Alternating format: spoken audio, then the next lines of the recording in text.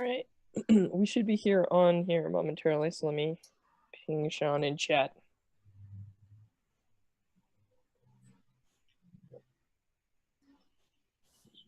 John's muted. Hey, how was that intro, everybody, that I did that rocked, that was totally not on mute, that was absolutely really good. I said really smart things. I aced at introing. I believe Just every word imagine you said. a really good intro. Yeah, just about a really good intro. That's my GM move. Welcome back for realsies this time to actual play. A very special episode of Atlas Reckoning for the Big Bad Con Online pledge level. Thank you again, Josh, for running for us. I'm super excited to try and end these behemoths from wrecking all of humanity and finding out how they do it so we can stop them. All right, so just before we quit, Jason was going to tell us his initial trait, and unfortunately, there were some minor internet issues, which we have cleared up for now. So, Jason, would you like to tell us your initial trait? Yeah, sure. So, Falka is, as I was saying, he's very tall and very thin, kind of ascetic looking with those very narrow Germanic features. I do. No, nothing. It's it cracks me up that all of you are you're good role players. I encourage this. You're immediately jumping into stuff, but the next thing is we're going to get the opening shot of what you're doing and what you look like. So everyone's like trying to describe themselves. I'm like, no, that's so, all right. Go ahead. It's fine. Okay, no, it's okay. I'll just do my trait then. So to Falka, death is not the worst thing. And so that's what I wrote down for my initial trait. All right, cool. Nice. Is there an image that goes with this? Like, is there a thing that we see? Like, I think we would see Falka outside of his mech, and walking through like the remains of a devastating attack where there are like dead people, and people are, survivors are going through and finding, bodies and body parts and trying to fit them together, not, trying to repair them, but just that goes there. And, but Falka seems kind of untouched by the emotion of it and just probably kind of shakes his head and, death is not the worst thing that could happen to you. Perfect. All right. So we're going to go through. There's 3 minor scenes where everybody gets a chance to say some cool stuff about their character. So really quick, this is a very cinematic game. And so a lot of the tropes are actually cinematic. So I highly encourage you to describe what a camera would see, for example. Think of yourself as being on screen when you're talking about your character doing stuff and so on. So the very first thing that we're going to see, when the title credits play, it's Atlas Reckoning. And it has that intro song, and we've seen all your characters with your little call signs and everything. The very first thing that happens is we're going to go through and we're going to have the camera linger on each of you. And what's going to happen is you're going to tell us what you're doing, what you look like, and what you're doing when the klaxon sounds that the next behemoth is attacking. So just describe where you are and just maybe 1 second of what you're doing, and then the klaxons will go off in the background. So we're going to do it in reverse order. What? Jason, aka Falka, you are first. Sure. Falka is training. He's, like I said, aesthetically thin, sharp, angular features. Not handsome by any stretch of the imagination. Kind of hawk-like nose. But he is training. And I think that very quickly he's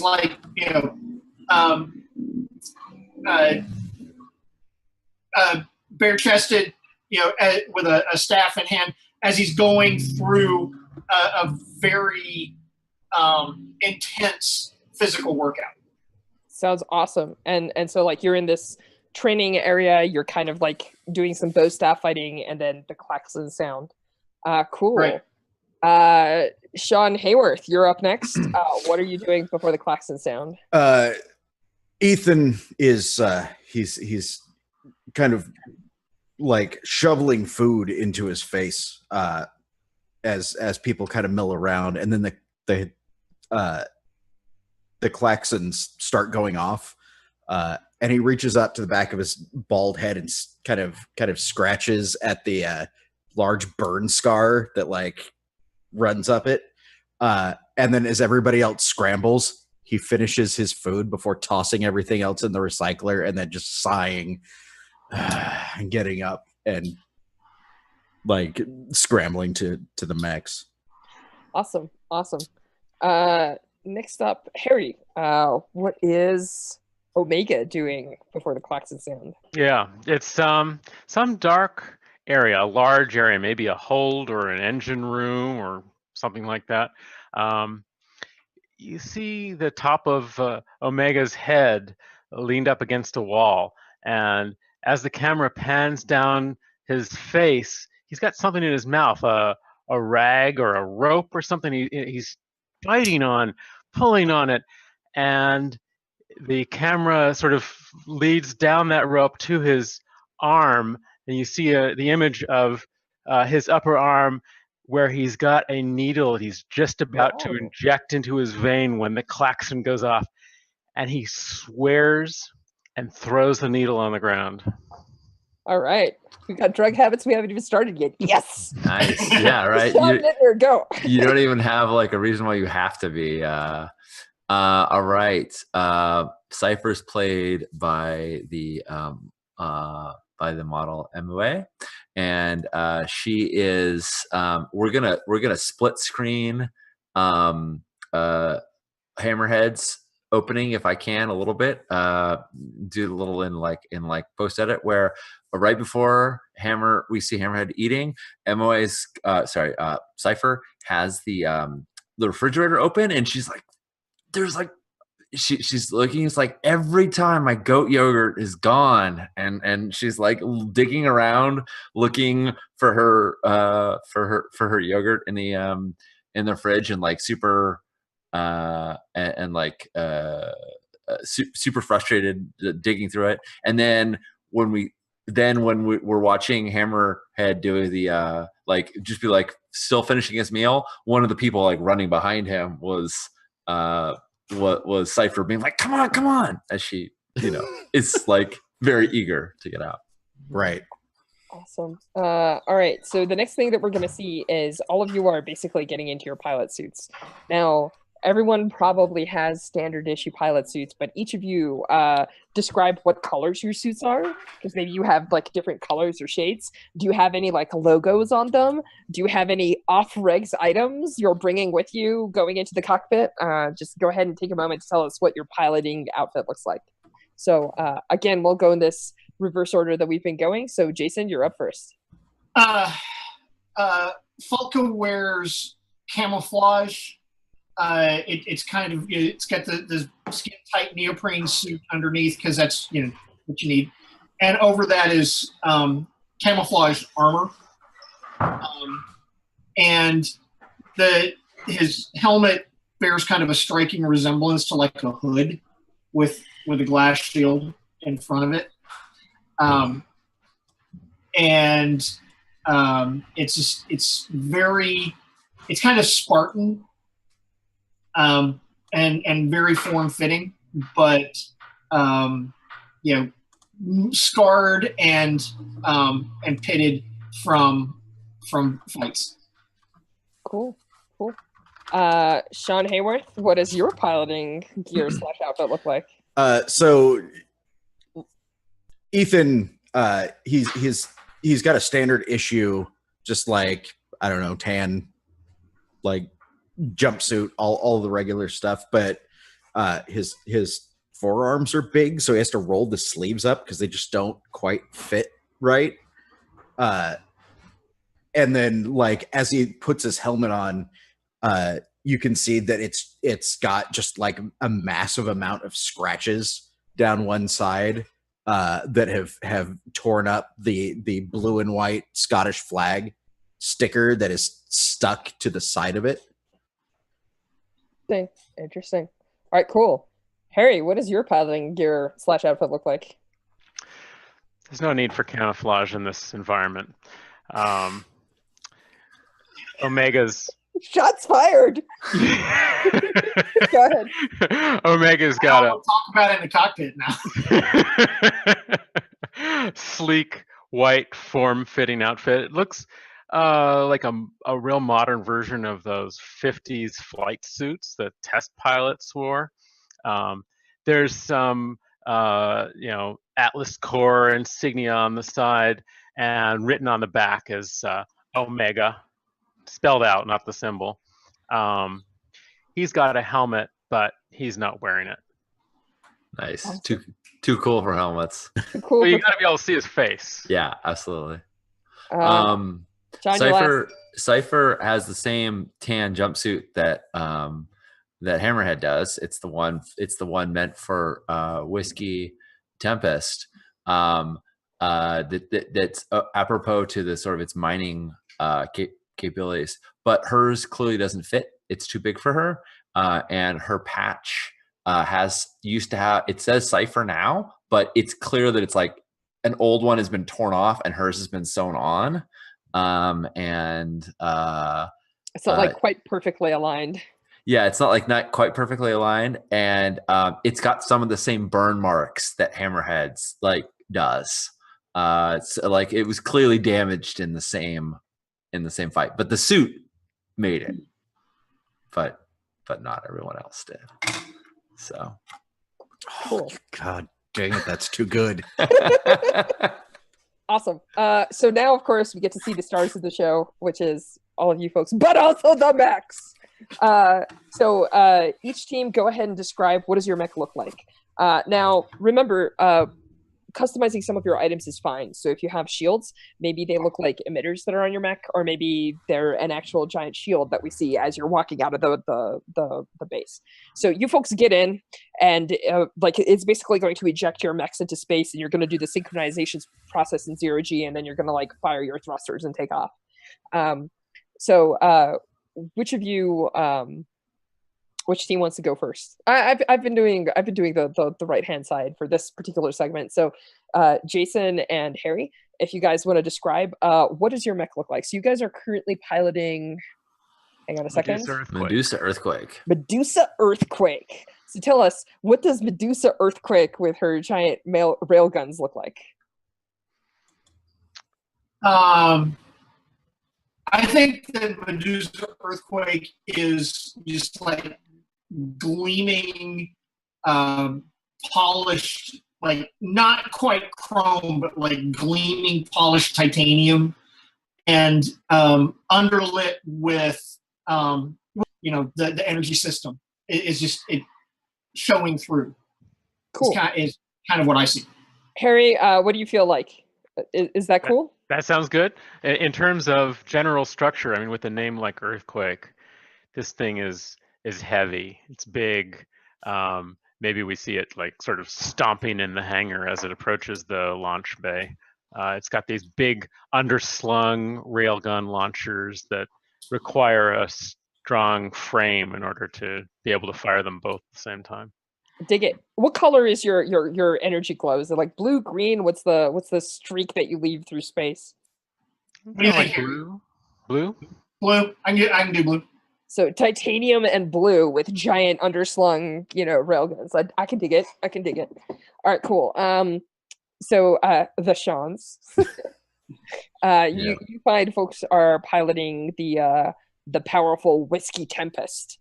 So go ahead and tell me, what does Whiskey Tempest look like?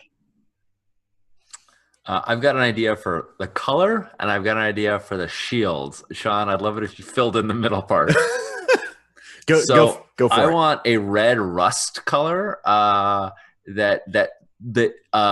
it's dark enough that it could be the color of a dark drink. It could be the color of the red planet Mars, depending on the way you like hold it up to the light, and very much like depending on how it's lit, it looks more reddish or brownish. So is it red and black? Like, does it have an off tone? Yeah, well, I think the off tone is very dark brown. All right, cool. And the shields are not. It's not a physical shield.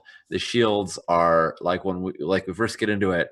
There's this like somebody is pulling back. There's all these tubes and connectors that like power it and like refuel it, and someone's pulling them. They're all being pulled back, and like somebody doesn't quite, like, it's not a person, but it's like a bit of equipment doesn't quite get pulled back in time. And when like the thing first powers on, it's like force field just goes boom outside of it and like flies this thing across the room that, like, you know, this little trolley that was backing away gets flung across the room as the force field batters it.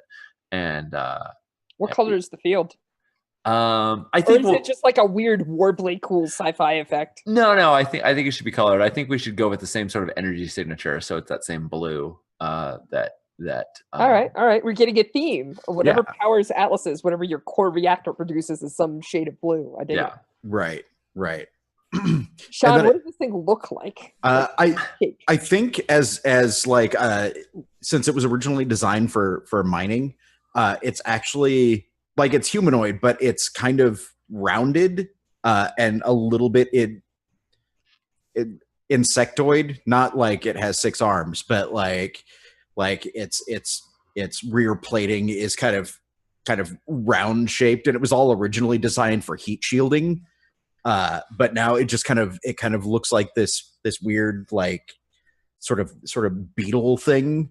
So like your cockpit glass and stuff has like octagons and like it looks like a little bit segmented, maybe to like make that illusion of the insectoid shape even a little bit more enhanced. Oh yeah, absolutely. We gotta sell these toys to kids. God damn it! Right. And I imagine there's some like intersecting plates that, like, when we hunch over or something, they all like lock into. Like, we don't have armor per se, but like they all sort of lock in to protect. But then when you're moving, the plates all kind of have to like slide in between each other. Yeah, but it's like, all like lobstered. Yeah, so it slides over each other. I dig it a lot. All right, super cool. Pill bug, as Andy says. Yeah, I think so, that, right, folks. Now we're going to do what is secretly or not so secretly my favorite part of this system. We're going to do the sync. So we're going to do a practice round first because nobody ever gets it until they actually do it. So we're just going to do one practice round. I'm going to like reshuffle your decks and then we'll do it for real. All right. So what's going to happen is, wait, we have a survivor, right? Yep. All right. So before we do anything else, we're just going to do the sync and then we'll talk about moves and powers and all that crazy stuff. So Sean, you get to draw 6 cards. Everybody else gets to draw 5 cards. So if you take a look at your Roll20, there's little decks on the right. One of them is labeled Behemoth deck. Don't touch that one. Right. Whiskey Tempest, you're drawing from Atlas 1. And Medusa Earthquake, you're drawing from Atlas 2. So go ahead and click deal, select your name, and just deal yourself 5 cards. Or 6 if you're Sean Hayworth. Draw 6 cards.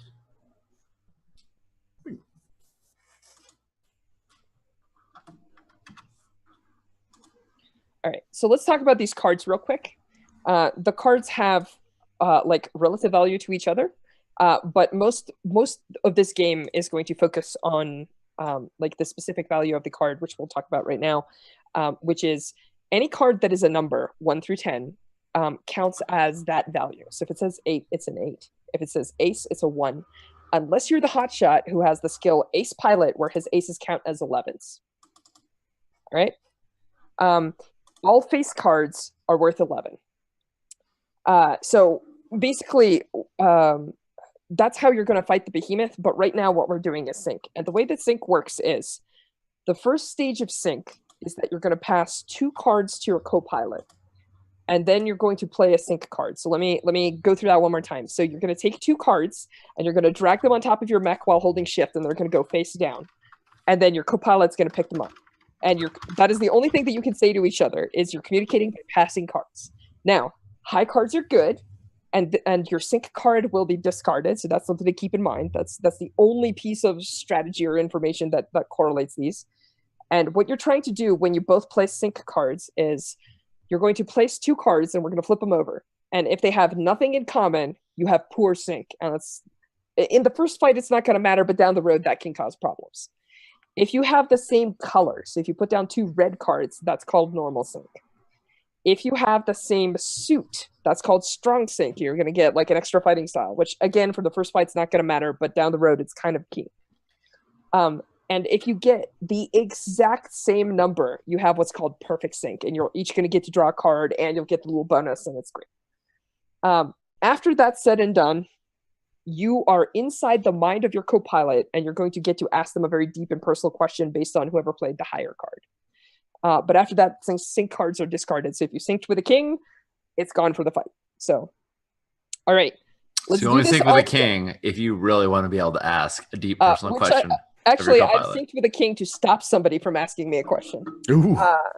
But that's advanced play, and you shouldn't worry about it for the first fight. Let's just try and get through this. So, Strush, some Roll20 bits. Question. The first one is just a Twitch thing. I have been fighting with Roll20 to try and scroll everything right so it'll fit in the Twitch view. Right now, they can see Medusa, Earthquake, and Titan Juggernaut, but not Whiskey Tempest. See if you can zoom in a little more and then just use the scroll bar. I don't know. Zooming doesn't work, but I'm wondering if you as the owner can move the image, the whole image over to the right, or will that mess everything else up? It'll mess everything up. I'm sorry. That's fine. So everybody imagine that Whiskey Tempest is doing awesome things on left. Actually, and then, so they can. You said that they can see Medusa, Earthquake, and Titan Juggernaut? Yeah. All right, so hang on 1 second. If you can swap Whiskey Tempest and Titan Juggernaut, that would be sweet. I think I can do. Oh shoot, it's going to be a little bit trickier than expected. I'm going to try really hard. Actually, that didn't matter at all. Hang on. Let me switch to the other layer. I'm gonna do this. Yeah, I'm pretty sure I can. All right, and then the second question for us as mechanical bits.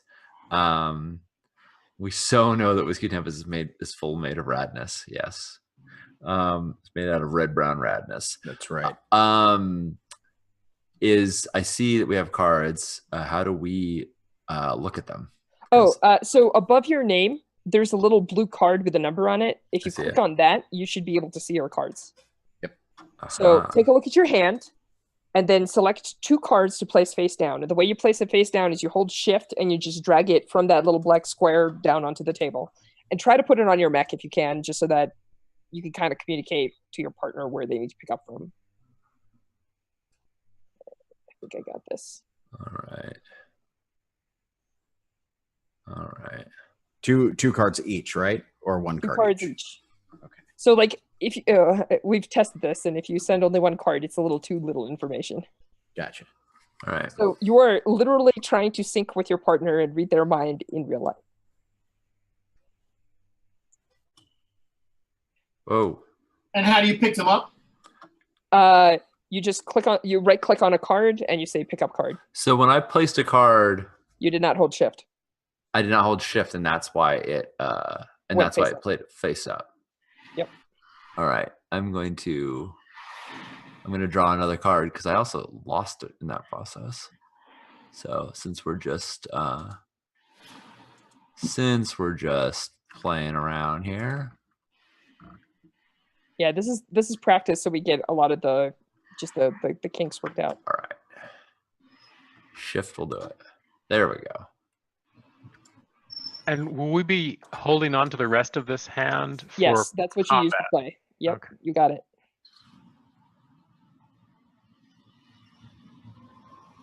All right. So Sean, I put mine on top of yours. All right, and then I pick those up. Yep. How do we pick them up? Double click on them, or you right click and you say take card. Got it.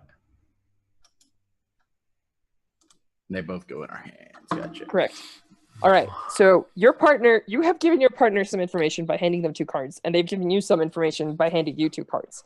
So based on that information, take a card out of your hand and place it face down on your mech. Can you go over real quickly what the color, the suite, and the number, are those the things? If it's the same color, that's at least basic sync. If it's the same suit, it's a strong sync, and if it's the same number, it's called perfect sync. Okay. So if you pass your partner a 3 and they pass you a 3, then obviously you know what you're going to be putting down. One might think. One might think I've seen it fail. All right, we ready? Yeah. All right, so you're going to right click on the card and you're going to click flip card. So 1, 2, 3, go ahead and flip them. Hey, Oh yeah. Perfect sync for Medusa Earthquake. And Oh, regular dang. sync for Whiskey Tempest, but that's okay. That's okay. Yeah. I believe in you. All right, cool. So do you guys understand the sync process? So in this case, after you guys have just done this, 1 second. Sorry, I'm still adjusting Whiskey Tempest because it's a little It's off. fine. I got it. Thank you for switching it though. Now Well, it's I want visible. our Twitch viewers to see some of this stuff. All right, Yep. cool. So Whiskey Tempest, you guys, this would be who played the 10? I played the 10. In which case you would get to ask a question. And on the other team, because they're perfect sync, they get to ask each other a question. And the question is based on the suit. So hearts are for feels, spades are for secrets, clubs are for sorrows, and diamonds are for values. So a feels question might be something like, how do you feel about this person? What do you like? Tell me a nice memory from your childhood or something like that. Those are kind of feels questions. Secrets questions can be as simple as tell me a secret you've never told anyone, and you're allowed to push. So like we're all adults, and if you want to X card something, or if you just want to say like I don't want to deal with that right now, that's totally cool. But if you you can push onto a character, so you can say like tell me how you feel about the death of your brother. Like we didn't even know you had a brother. That was never established before, but your co-pilot just pushed on you, and now you have to answer that question and deal with it. So you can totally do that. I had as an opening to one of the games that I was playing, somebody said, "What's your greatest sorrow?" And it was that I sacrificed my like I was playing a vendetta. I was like I sacrificed my country to save this atlas because it was humanity's only hope. So like go for the gut, be punchy. This is a game about larger than life characters and melodrama. So don't hold back there. And people are in your mind, so there's no way to prevaricate. They actually see your soul laid bare. The thing that allows you to pilot these giant mechs is also the thing that makes you the most vulnerable. So, all right, I'm going to recall your cards. I'm going to shuffle them, and we're going to play this game again. Yeah, we could just play this game all day long. This is part of what I mean. I was already excited before, but when we started playing this card game, it's very cool. Shuffle. All right, let's do it. Everybody go ahead and dry your hands again.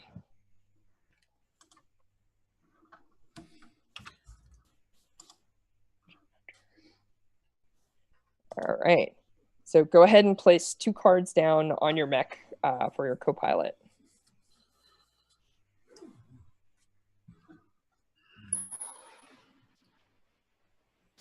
Sorry, I'm setting up your fighting styles, which we'll talk about in a second.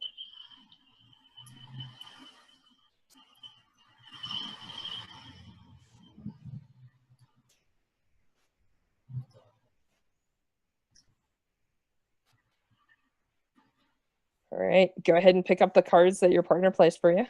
Sean, I only see 1 card. There's 2. There's 2. The other one is a little bit down into. Yep. Got it. Got it.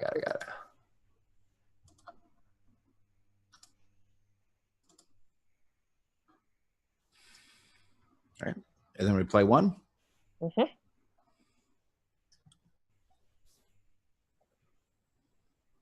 Oh my god! Now I forgot what I played. Same here.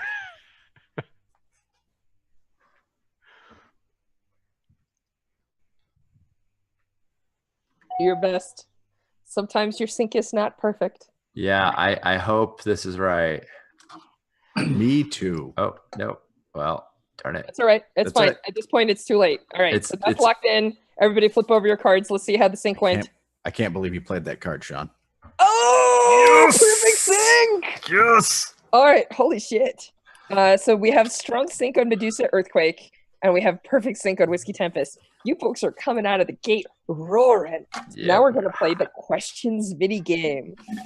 Let's start with Medusa Earthquake because she only gets 1. Actually, you know what? We're going to do Whiskey Tempest. We'll ask 1 question. Then we'll do Medusa Earthquake. Then we'll come back to Whiskey Tempest. All right? Gotcha. Who wants to go first in Whiskey Tempest? Tell us again. Sorry, so many things. What do clubs and diamonds mean? Well, diamonds are values. What did you play, Sean? I played clubs. So clubs are for sorrows. Get it? Because you're clubbed. Oh, It's a little mnemonic, right? So like diamonds are valuable, so diamonds are for values. Hearts are for feelings. Yeah. Spades are for secrets because you're unearthing them, right? Oh. Totally All right. makes sense in my head. All right. All right. Okay, I got it. All right. Tell me about your tell me about the last time you saw Sunburn, your last pilot. Who was I've right taken their place. Right before she put on your uniform. Oh! Oh. Cool. I'll take it. Awesome. Going over to Medusa Earthquake. So who played the King of Clubs? That was me. So you should ask a Sorrows question. Yeah.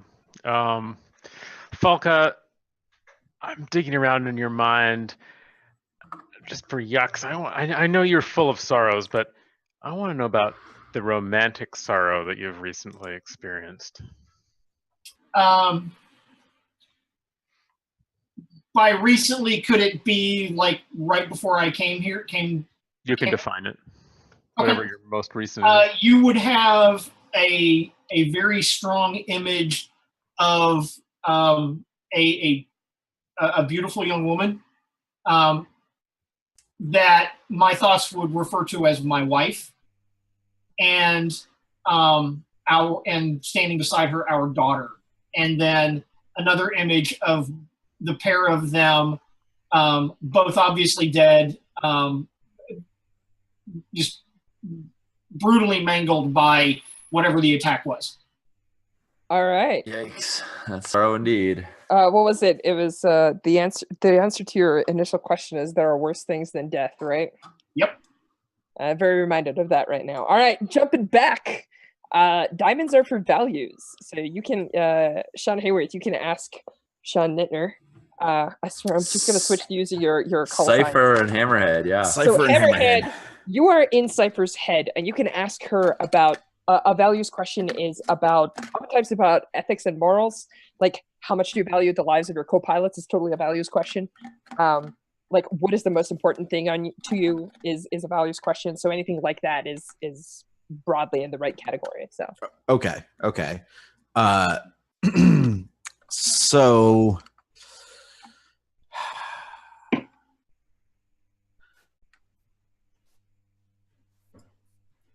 how far is too far for results? Like scientific results. You're a scientist. Sure. Yeah. How far is too far?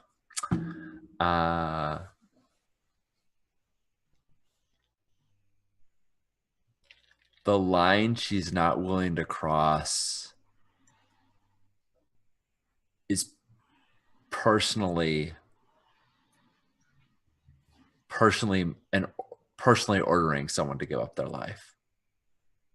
But if others do it, that's okay.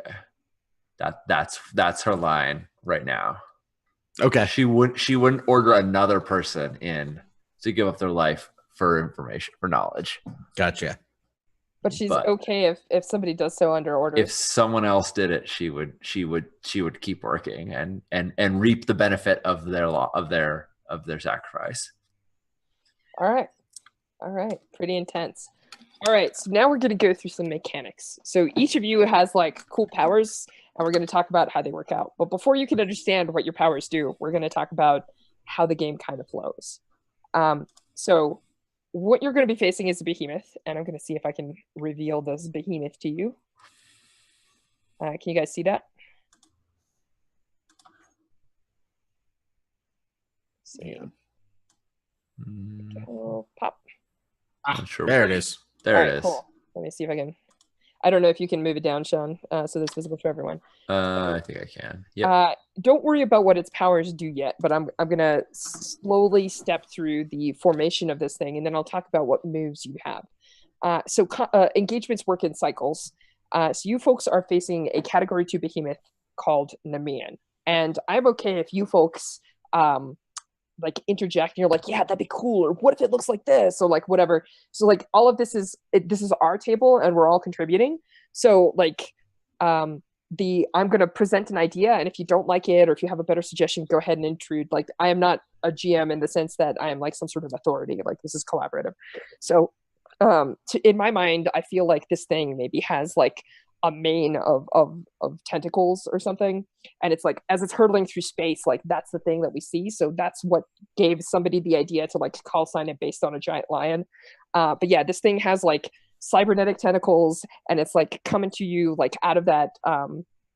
It like came through the portal maybe like 30 minutes ago. Sensors near Europa picked it up. It's like zooming at some crazy speed, and it's this giant beast that's hurtling through space, forming. I think I'm gonna say this, and then like if somebody contradicts me, it's fine. It's forming a blue glow as it's like pushing forward, maybe to the viewer, indicating that there may be some relationship between the Atlas tech and the behemoths themselves. And I'll let it pass. It's hurtling towards you. So let's talk about what this how this goes. So you folks are launched. You have like giant boosters on your mechs. Oop, hang on, I just realized that the in base for repair sign is still floating in the middle of the air. I'm going to put it on Titan Juggernaut here. There we go. So I will change your names, but behemoths start. So I'm going to name this Nemean. Behemoths start in, so like, I don't know if you folks can see in Roll20, but there's zones, and it starts in the distant zone, and you guys are going to engage it there. So I'm going to go ahead and pull your little Atlas markers up. So what's going to happen is the behemoth is going to draw a hand of cards, which I'm going to put in the little behemoth area. So let me see. It draws 4 cards plus 2 per Atlas plus 2 additional ones because it's nightmarish. So 4, you guys have 2 Atlases, so it's an additional 4. So it's going to draw 10 cards total to start with. So I'm going to deal that. Ooh, okay. Deal that to me. And then I'm going to place them on the table, and I will be reorganizing them. So if you see them like moving around right now, I'm just trying to put them on the table, but like I'll try and sort them so that they make a little bit more sense in their configuration while we're talking. So it has a couple of additional abilities. So like behemoths are basically like automated engines in terms of like the mechanical aspect of them. And we'll talk about what this means like in terms of the actual narrative aspect of them. So this thing has ambush. So what I want to say is that as you guys are approaching it, it activates some sort of optical camouflage, and you see it sparkle a bit and disappear into the star field. So this thing is some sort of like roaring technological, like half cybernetic, half organic monster that will basically come out of the star field, latch on, try and like rip apart your Atlases and fight you by like shifting to and from. So that's kind of like my suggestion for like what it looks like. So it has ambush. So let me sort this. It has a pair of aces. It draws 1 additional card for every pair or like every set of multiple cards that it has. And unfortunately, it drew really well. So it's going to get 1, 2, 3, 4 more cards. So this is unusual for like your first fight. Then we all die. So he says. It's unlikely, and this doesn't chain. So like we'll do it once, and then it'll go from there. Yeah, I was gonna say this could theoretically be really bad. No. It just does it once, and then you're fine. Cool. So let's talk. Now that we see how scary the behemoth is, and you guys are looking at the 4 cards in your hand, being like, "How are we supposed to beat it?" I'll teach you how to do that, and I'll also tell you what the loss condition is. Oh, and then it has an additional trait called Frenzy, which is it draws an extra card whenever it draws an ace or a 2. So it has 2 aces, so it's going to draw 2 additional cards, and then we're going to be done, hopefully, unless it draws more aces. Here we go. And it doesn't, so it's set. This is its initial hand, which is pretty large for category 2. All right, so here we go. So let's talk about what this means for you and how you fight it. So this is what the behemoth looks like on the table. And the way that you are going to deal with the behemoth is each pilot on their turn, and you're not ordered, so you can take your turns in whatever order you want. You can collaborate. If there's a question, if you're like, oh, I want to go first, and somebody else is like, no, I want to go first, we just cut the deck, or like whoever plays the higher card will get to go first, and that's fine. So it's really quick. It's like you both play your cards, and then whoever has the higher card will go first. The way it works is there are 4 actions that you can take on your turn. 3 of them you'll see a lot of. 1 of them you won't see so much of unless you're the scientist, and we'll talk about that more here in a second. So the 4 actions that you can take are assault, recover, activate Atlas Tech, and support. And we're going to cover assault first because it's the one that you're going to be doing the most of, and it's kind of the core of the game. So the way that you assault is you play a card from your hand on top of your mech, which is kind of your discard. You're like, all right, I'm going to play this. And that card is going to assault one of the cards of the Behemoth, or multiples, which is called a crit, which I'm going to go over in a second. So you can assault a single card of the same value or less than the card you're holding. All right? So if you play a 6, you can destroy a 6 or less.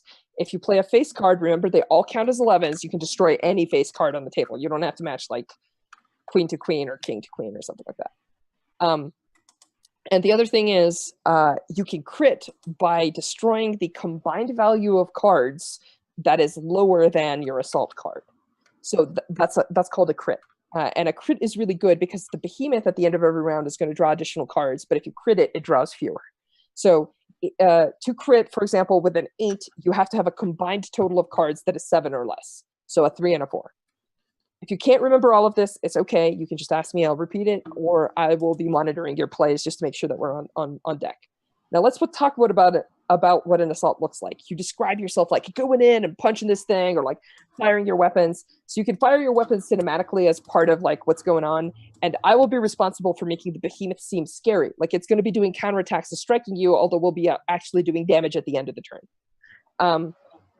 The other action that you're going to be seeing a lot of is activate Atlas Tech. And activating tech basically means that you're going to use the special power of your weapons. So let's go over those real quick, and we'll actually execute them right now. So the rail guns, at this point, one of you may play a card into the rail gun. So you're like loading the chamber, right? So you can play a card into the rail gun, and then you can draw an extra card from your deck. So it essentially increases your hand. And then when you activate Atlas Tech during the fight, you will fire the gun out of the railgun as if you're attacking with it. So if one person has all the kings, they can share, with their teammate. Or if you know that you have a hot shot, you might be able to load an ace into that, which is useless in your hand to draw a better card, and your hot shot will fire that ace as an 11. So that's part of that strategy.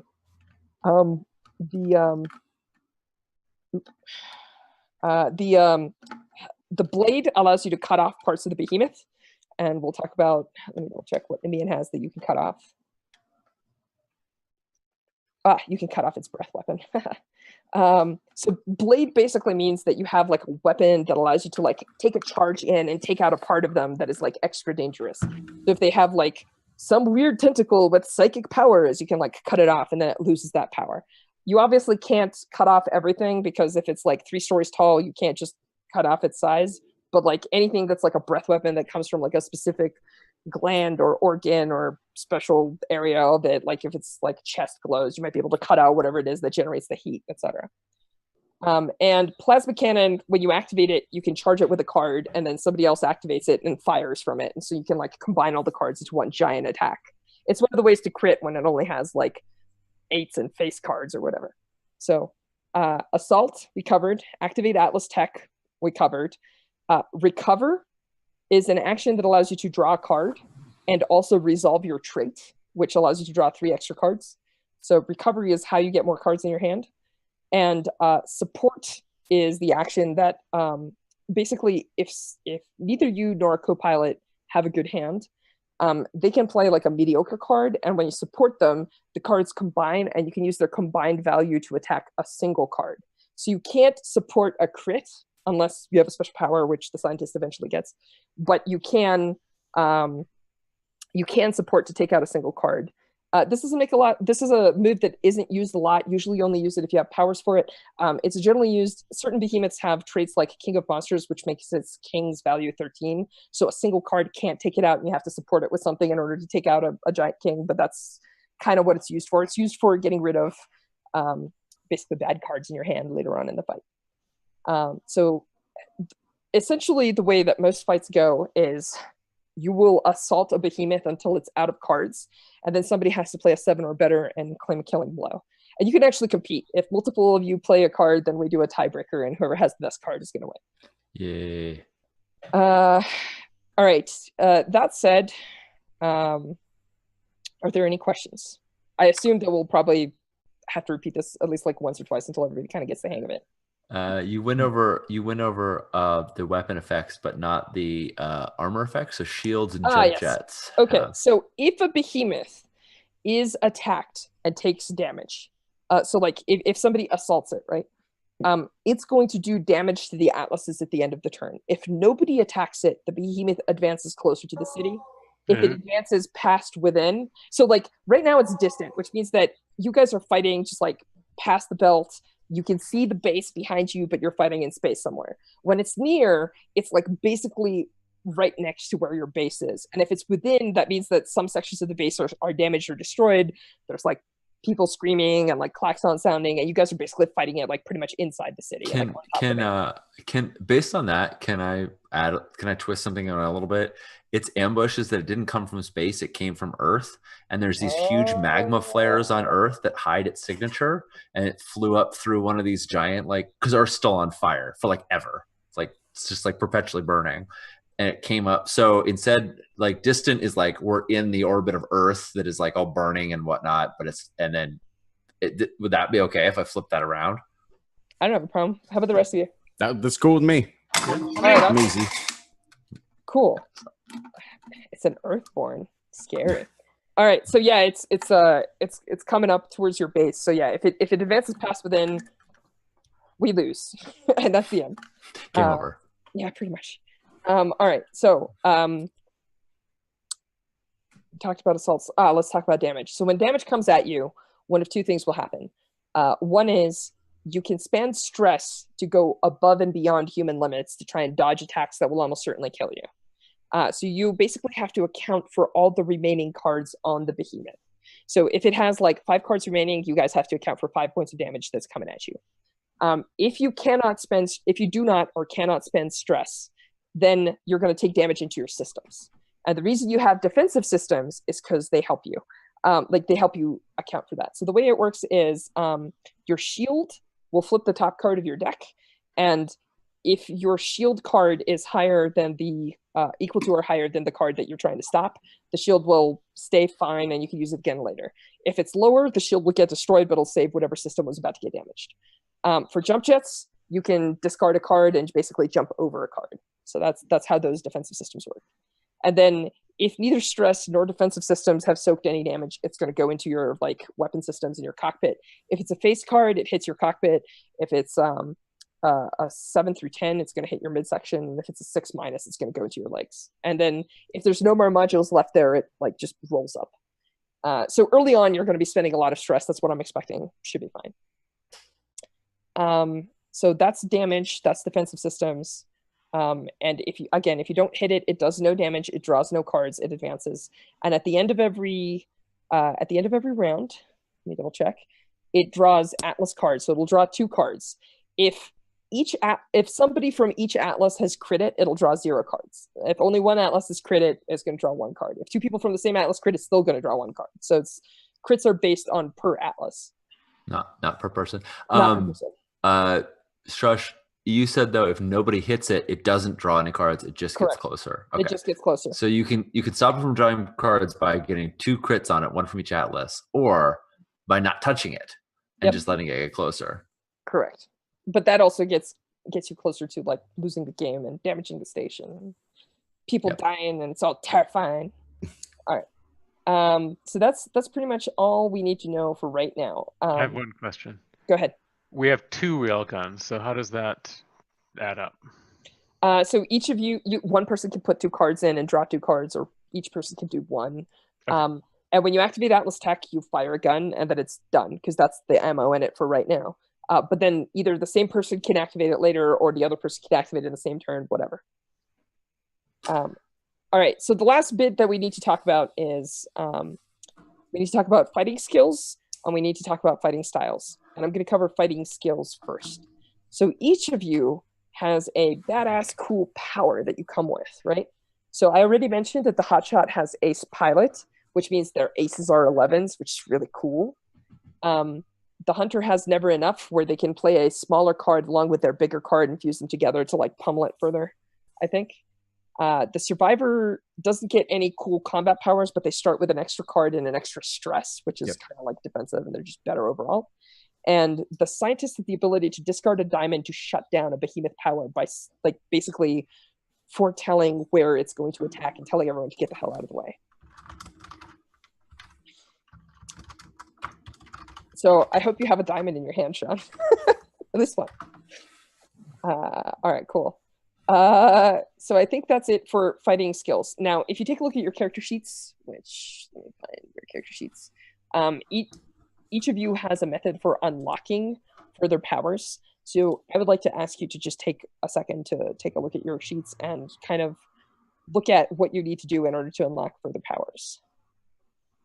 So I will. Yeah, I wrote down my moves as beginner's luck and intuitive sync. I must have written down the rookies Just moves. the rookie moves. No You're wonder. the That didn't make any sense. I was like, what? Yeah, the scientist's beginning move is called prescience.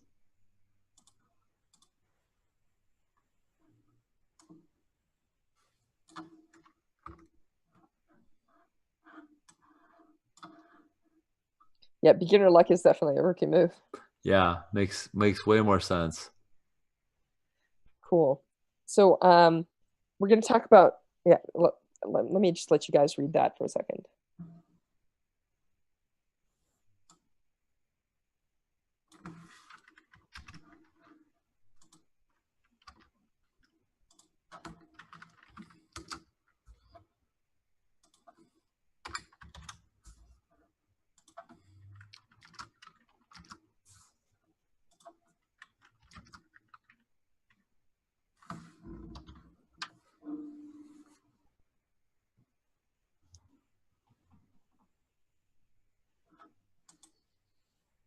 Everybody watching, you're seeing my hand and That's okay. and my sheet. I'm just saying for the viewers.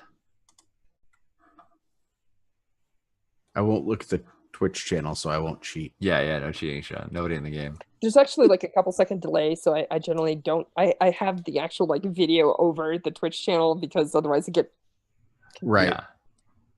because I'm like smiling, but like the person's like doing what I was doing like 10 seconds ago.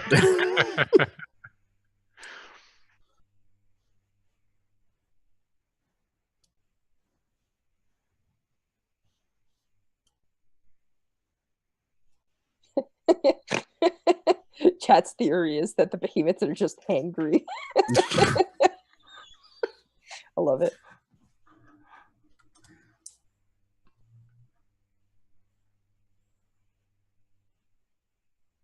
Oh, I forgot to tell you guys this.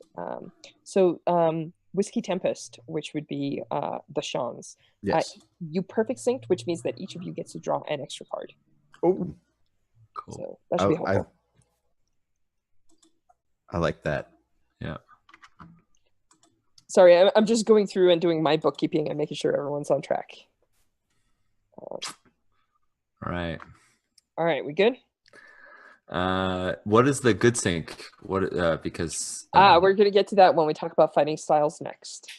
Cool. So you don't need to know this too well. Fighting styles can get pretty advanced in terms of complexity, but right now all you need to know is your one fighting style special ability. So each of you has a fighting style, and when you good sync, you get an extra dot in it, which is not going to matter to you right now because you only need to have one dot in your appropriate power to like do the thing you're supposed to do. So give me just a second. I'm trying to move these. I'm going to cover Whiskey Tempests right now. Hang on, it's being obstinate. One sec. Got it. Ha ha ha ha ha. All right, so Whiskey Tempest, you have a defensive and a tactical type. And this means that each of you has, like, essentially like a very small power. So Sean Hayworth, you have the ability to spend your stress, which you have more of, to counter any card on the behemoth. Normal people, when they spend stress, they only take out the lowest card. But you can say, like, I want those kings not to count. I'm spending 2 stress, so both of them won't count for this damage. And that's your power. Okay. Sean Nittner, you have the ability to redraw a card right now, and if you mark a stress, you can redraw a second card. I'm going to do that. So go ahead and just drag a card from your hand, drop it on the table, and draw a card. All right. So- let's get back. Harry and Jason, you have the same ability. It's called Vicious. It's the aggressive ability. So let me tell you what that does. You know how I mentioned that for the other two, crits are a combination of cards that is lower than their value? You can tie the value. Now that doesn't sound very good, but I guarantee you it's one of the most useful abilities in the game. Okay. Yeah, it's effectively +1 the value of your card when critting. It's super good. Strush, when I drag this card, should I put it? Is there like a discard pile I should put it anywhere? Just put it with your stack. Just put it somewhere on your mech. Like these 6s are fine. They're right. never used again. They might as well be trashed. It's fine. Goodbye, useless ace. Hello. Hopefully something better. Hopefully something better. If I was a hot shot, would have been awesome.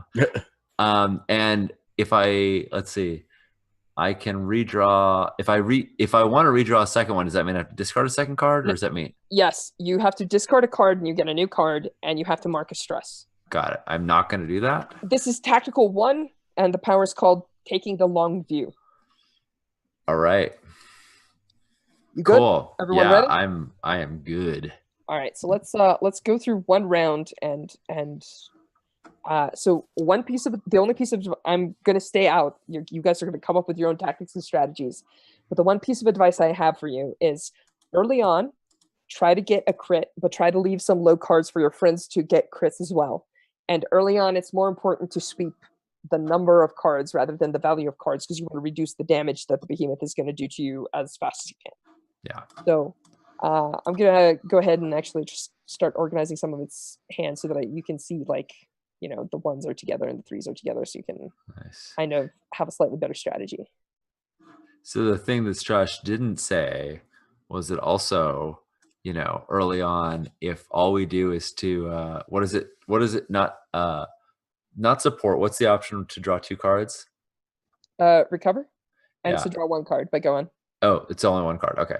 If all we do is recover and nobody attacks it, then it doesn't draw any cards. But it gets closer. It just gets closer. Yeah, But, and how bad it's could that be? Still just near. It'll It's be fine. not. It'll be totally fine. All right, It's- I have organized its hands somewhat. So, who wants to go first? Let's get the show on the road. Well, I'll go first. I'm the hot shot. Of Yeah, course you're the you hot are. shot. Of course you are. Screaming Of into course you battle. do. What does this look like? Tell us what this looks like, Harry. Well, first of all, can we can't talk about our hands, right? Secret? No.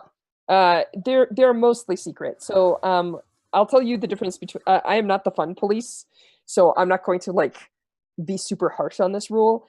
Frequently, table talk happens where you can look at someone and say do you think you can take on its good cards, and somebody will say yeah.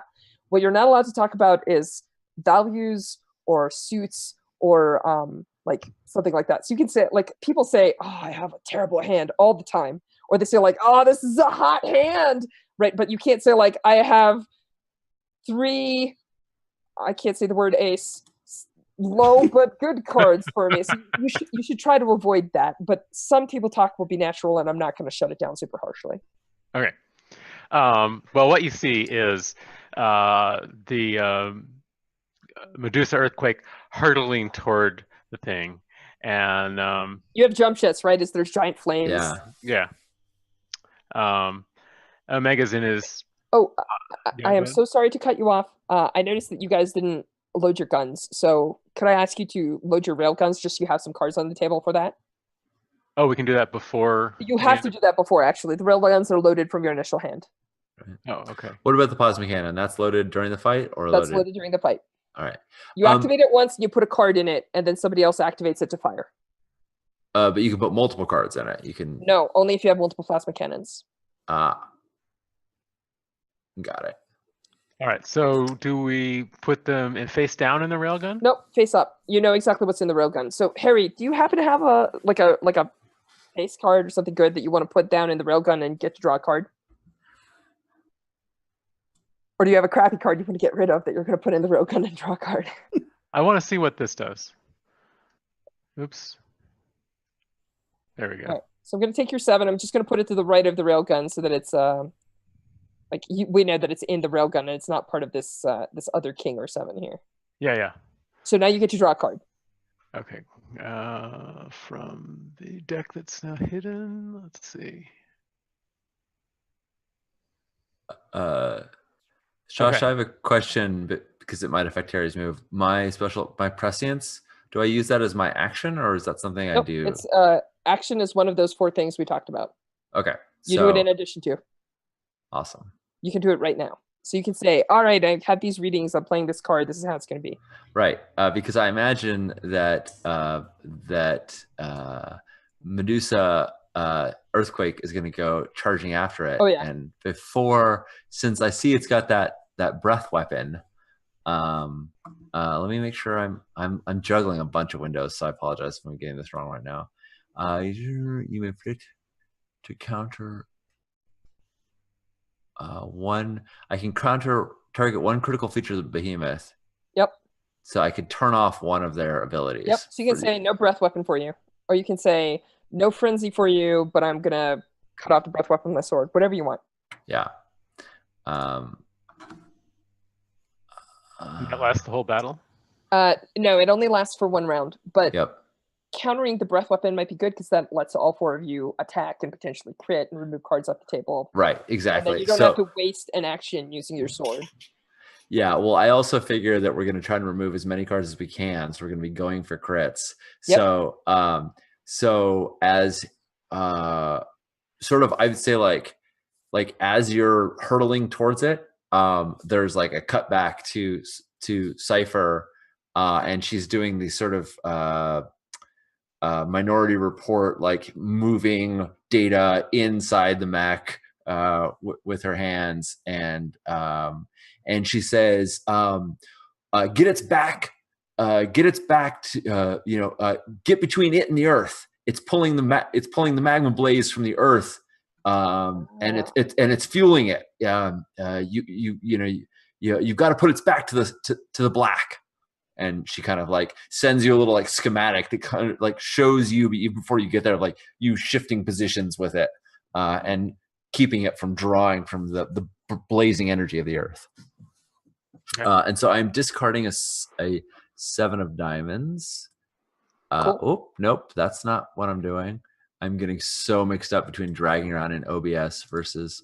All right, so I'm discarding that. Thank you, Longview, for giving me a diamond. And I am disabling its breath weapon for the round. Cool. Done.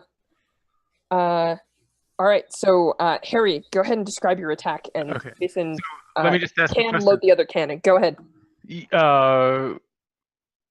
We've got railguns. We Mhm. don't have swords or whatever. Mhm. But we can still go in and do an attack. Do we just do an attack with the railgun on like close range mode where we don't expend You that can, or card, you can just punch it. You can. All right, so we've you got have these- manipulators. You have these giant cannons, right? But you can just like put them in like on your backs and like just charge in and Right, like cool. wreck it with your fists, because that's the classic robot fighting, Yeah, stuff yeah. like. I where just you're want to make sure we hadn't wrestling with the monster. established that we had the manipulators. All right, cool. So we're hurtling in toward the thing, and we get this message to get its back to the black. And you see Omega, acknowledging that message, but he's like, there's a piece of chewing gum that he's just about to put in his mouth, and it's sort of floating in the air, and he's trying to reach it. And in the meantime, there's all this banks of switches around the cockpit, and it's like one of them starting to short out, and he's trying to put that out, reach the chewing gum. What I'm trying to say is I have a crap hand. It's okay. So, Yes, you can. I mean, you can fire the railgun and get a crit right now if you want by like nuking a 4 and an ace. 4 or and no, a 3. a 4 to 3 even, yeah. He's got I've vicious. got a message. So I'm going in hot, and I'm gonna. You said that there are these like tentacles coming out of its Oh yeah.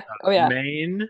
Yeah, it's got like a swarm of like manipulators, and you'll see them like swinging forward and like shooting like gouts of plasma that you guys are like rotating through or something. Right. We're You doing tell this me. dance, right? What we're doing is we're getting in close and grabbing one of these tentacles, latching onto it, and then firing the retro rockets to pull the thing's head back around toward Earth. because that's Alright. what Cypher told us Back to to do. the black. And trying to wrench that tentacle out of its head, do damage, and change its direction. Sounds So I'm great. going to play a card. Mhm. And I'm going to play a mighty 6. Ouch. All right, cool. I do want to get rid of just like 2 3s. Yeah. And that's a Alright, crit, great. right? Yeah, it is a crit. So I'm just gonna take these 3s. I'm gonna throw them away, and I'm gonna put a. You guys are the red one, so I'm gonna put a red crit marker on it. There we go. All right, cool. All right, sweet. Who wants to go next? I know I've asked you this already, but if we want to use the plasma cannon, one of us loads it and the other one fires it. Yes, you're probably better off just playing straight right now until it has like cards that you can't crit on normally. Yeah. Yeah. I'm totally like ready to go. Go ahead. Hammerhead. So the way you've turned it around, you've like grabbed its tentacles and like spun it around and got a hold of it. I think that it's exposing its belly, and I kind of look over inside the cockpit. You see Cypher and Hammerhead right next to each other, both piloting. And I look over and I'm like, Omega's giving us an in. Let's go for it. And we form that beetle, like that, like the little pill bug pod where we're all like all rounded, and we're just jettisoning with the laser drill, starting to come out. And so we like land on its belly and then start drilling into its core. And I am dropping. Let's see, it's the best way to do this. I am dropping. Oh, nope. I'm moving the OBS frame again. Sorry, all. Everybody on Twitch, you're champs for putting up with this. I'm dropping a 10. And I'm going to crit a 4 and a 5. Totally will. I got you covered on the 4 and the 5. Cool. Boom. Boom. And because Perfect. of breath weapon, because of prescience, neither of its breath weapons are going off. So I'm going to do a thing where it, like, I describe how it challenges you, right? So, like, I think that it attempts to fire the breath weapon, but you get out of the way. But what it's going to do is it's gonna spin further into space, because we've established, it's been dragged and pointed the wrong direction. But it's going to exude like a burst of fire around in every direction. Nice. So, what are you guys? How are you guys dodging this and going in for another hit? The only people left to take actions is Jason and Sean Hayworth. Either one of you want to go in first? Go ahead, Sean. Okay. So we're like grabbed onto it, and it's trying to wrench us. Actually, around? it's in the movie version of this, you guys were going in with the laser drill and you were aiming for where you thought its core was, trying to end the fight real fast. But it shakes both of you off and spins up and ejects like plasma and fire in all directions. So you like jet off for like a split second, but you can go back in and go get it. So like you're not like burning or something. Right. Yeah. So like as it jets and we kind of pull back. We once it's clear, we launch back in and kind of unfold it unfolds from that pill bug, and an arm reaches out and grabs one of its tentacles, and we're just pulling ourselves in hand over hand as we try and reach for its core. Awesome. My hand is also shit. Well, we don't need another crit. Because we've already got 2 on it. Correct. Right. So if you want to use a crappier card, tell me, Josh, if we wanted to use the blade, what's the mechanic for? You discard a card based on the value of the trait that you're trying to chop off. If it's a 1-point trait, like I think its breath weapon is just 1. Yeah. But if it's a 1-point trait, you can discard a 6 or less. So like pretty much any card will remove a 1-point trait. If you want to remove a 2-point trait, right now the only thing you can chop off is the breath weapon. But if you want to remove a 2-point trait, you need a 7 to 10, and 3-point trait is a card. Because if you want to go out, if you have a crappy hand, since we've already credited it, you can just take out its breath weapon. Yeah. Or you can like take out like a 7 or something if you don't Yeah. have anything great. Yeah, no, I'll go ahead and just drop that 2 right there. Cool. And I will mark the fact that its breath weapon is now gone for good. All right, sounds good. All right, Jason, you're the last person on deck. I have no idea what to do. Thematically, I do, but I don't know how to do that with the game. All right, no problem. So why don't you? I'll tell you. I'll tell you. We have. Uh-oh, is your internet going? Go ahead. I was gonna say, there's one thing you should do before you do that, which is you should load your other railgun and draw a card from the deck. Okay. Well, I was definitely going to do that. So let's do that and draw. Is that a reasonable thing that I should do? Say again? I said it's totally okay. Okay. And so then I will draw another card. Yep. So you describe what you want to do. Do you want to like shoot it with a cannon? Do you want to attack it? Like, because the other two are kind of like pulling themselves in hand over hand. Its plasma is washing over them. And the only reason they're not on fire is because their shields are barely containing that flame. So what do you want to do? Tell me cinematically and I'll help you do it mechanically. So since we've got a hold of its tentacles, right?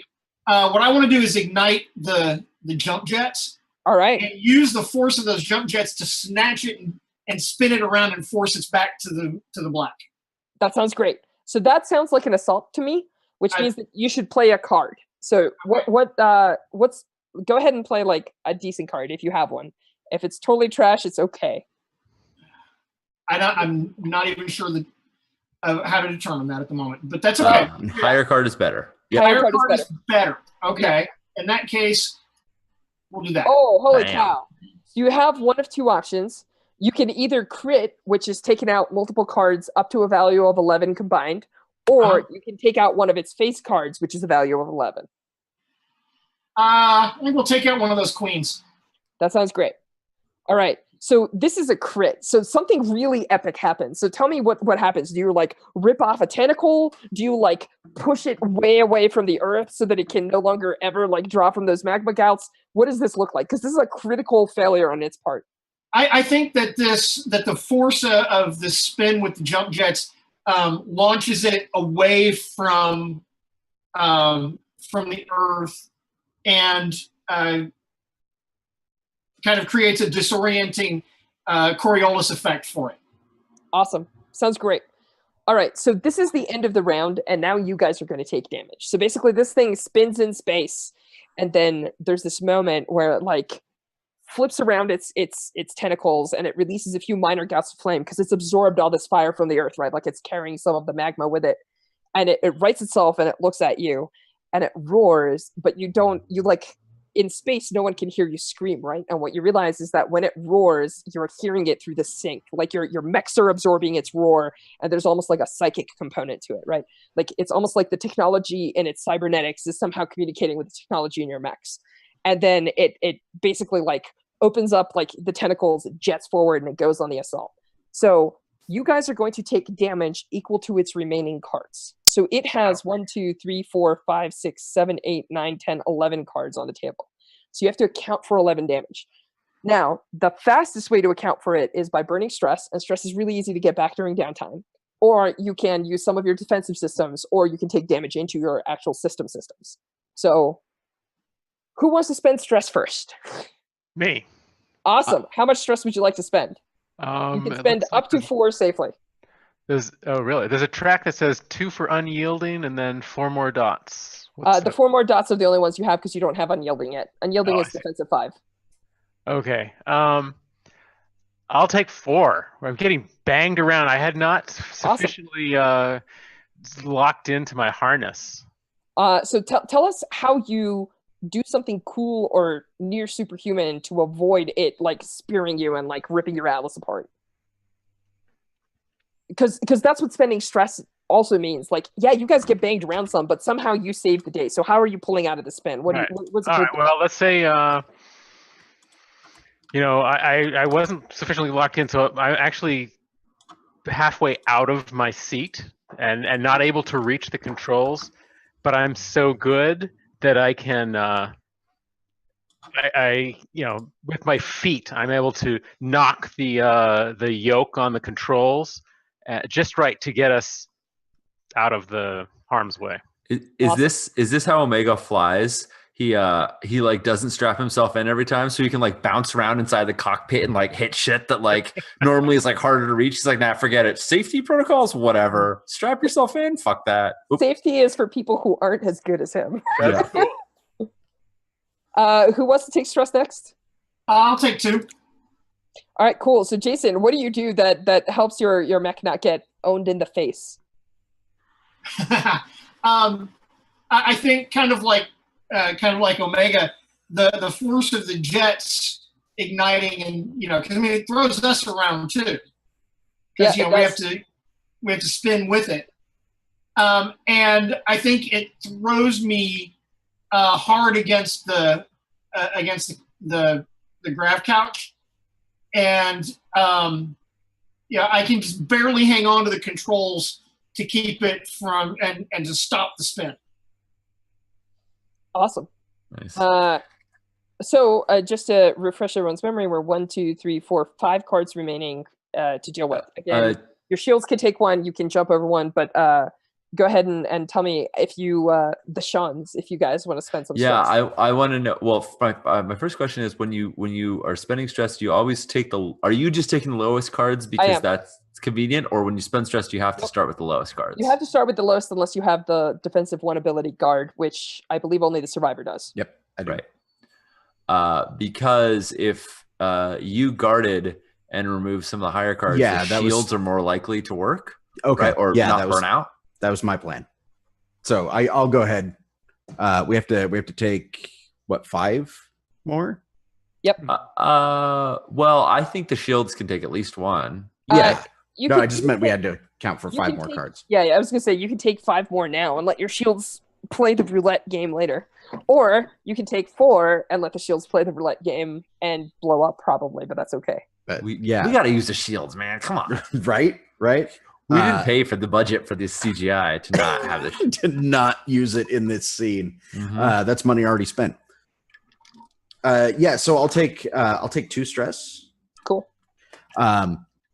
And I do have guard.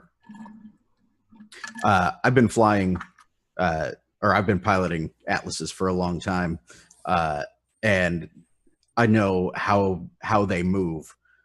So as we're reacting to this thing coming at us, I just like very carefully like shift position, and it's not even so much moving out of the way as putting like the most hardened points on the actual frame of the thing in the way to take the majority of the blow. That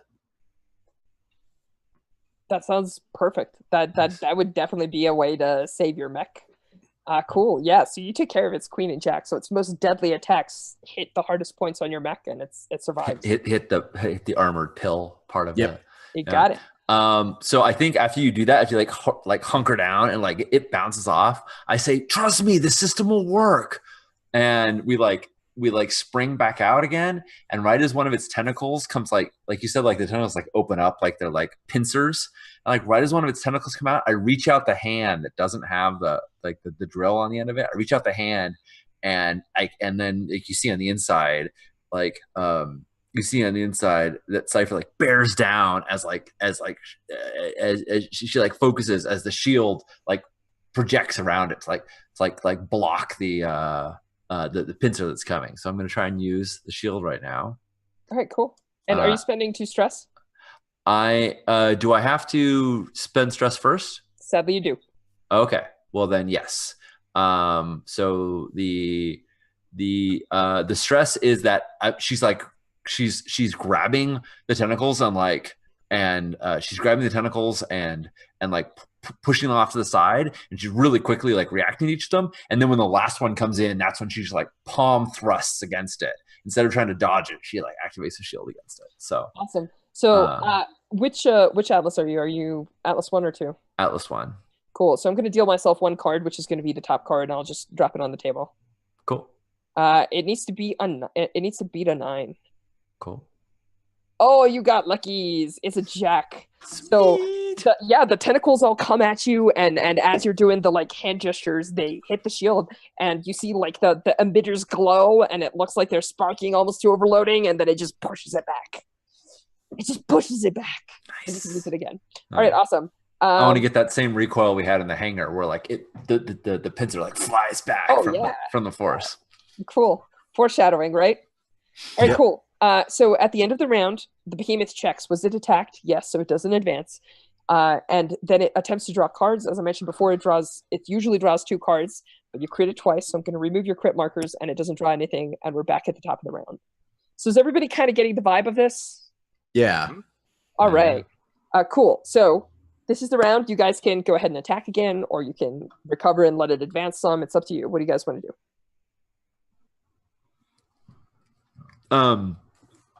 I think it'd be cool if we let it break free, sort of arm ourselves up. I know several of us don't have great hands. Yep. Yeah.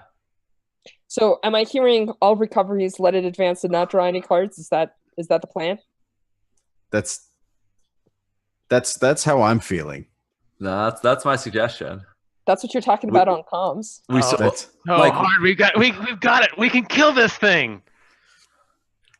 I love the idea that we have different opinions on things.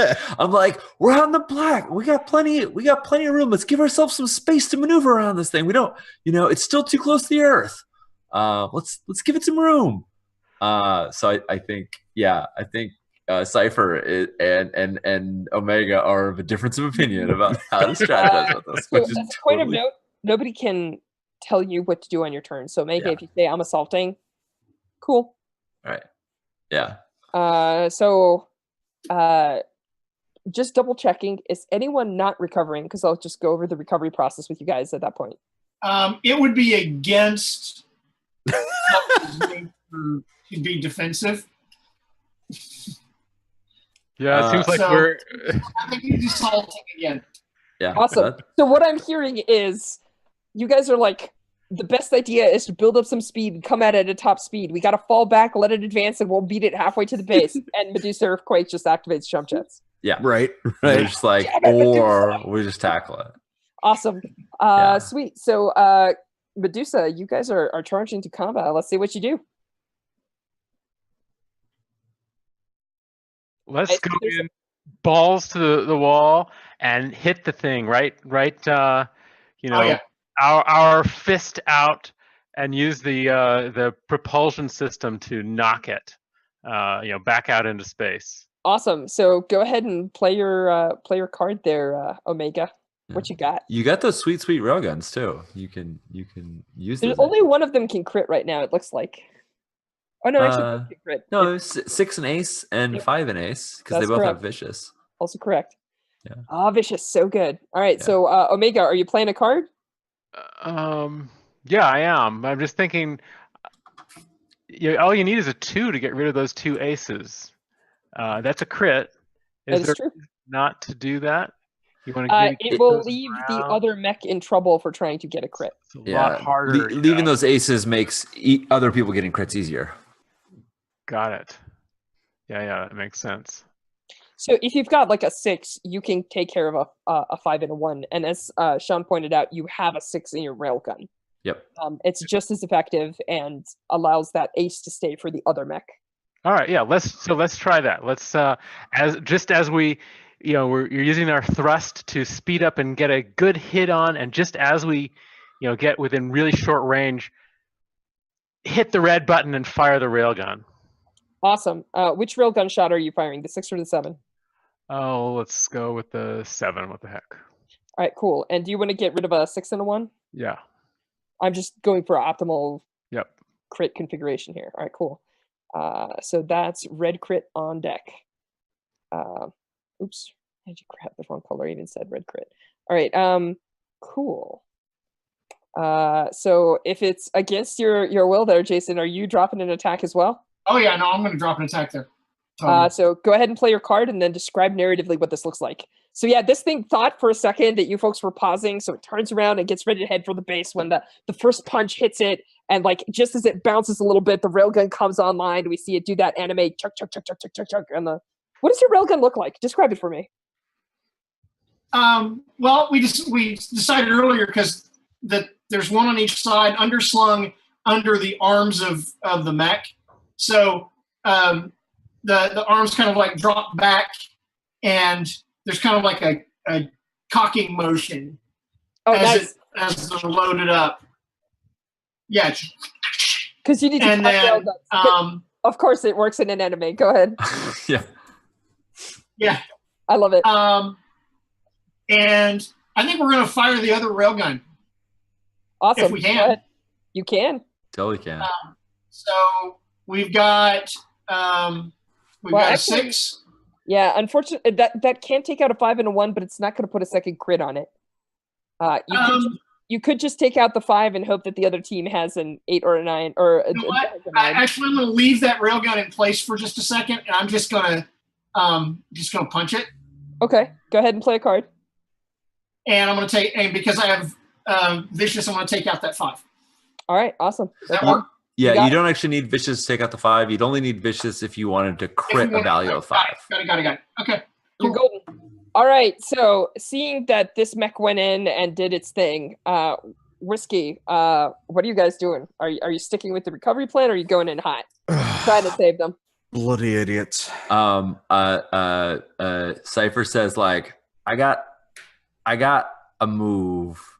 Okay, Josh, I'm sorry I keep asking this. I'm trying to figure out the value of the plasma cannon because it seems like you could just spend a card to attack, but the plasma cannon lets you load a card and then spend it to attack. So it seems like that's just an extra action. So the way it works is if you spend the card, you put a card in it. So let's say that you put a 6. That doesn't sound super impressive, right? Right. When you fire, you play a card. So you play a king, and then you add the 6 to it, and it adds +1 per module. So you would be adding 7 points to the king for an 18, and you would use that 18 to crit, and you could actually crit like a king and something else. Got it. You see what I'm saying? So it's really useful in the mid fight when you're out of aces and things, when you need to like core its middle. So like take out like multiple 7s and 8s, which can't be used easily to stack crits, but you need to get rid of them before you start playing your. I understand. Yeah. All right. So I say, Hammer, you know how to fire these guns, but check what I got. And she like pulls up this crazy schematic where she's like, just from being near it, just from the sensor data we've got in this fight, I've already figured out where its core is. And she like pulls up this thing, and I'm going to activate the plasma cannon. Awesome. By dropping ye old, let's see, where's the plasma cannon? Dropping ye old king on that plasma cannon. For whatever card you got, I'm setting you up. Oh. Yeah, and I'm like, I have no idea what you're talking about, but I know what to point a gun. That's what I'm telling you. Point it there. What's that? Point it at the red glowy thing. All right, That's right. exactly. I'm like, here's your targeting system. So, yeah, I aim the gun, and it, it's a plasma cannon, so it like it charges, right? Like we're just out of range, and the whole thing just like Nice. It goes wide around the barrel before it finally fires. Yeah, before it like builds up critical mass and then just explodes towards it. Go ahead and play a card.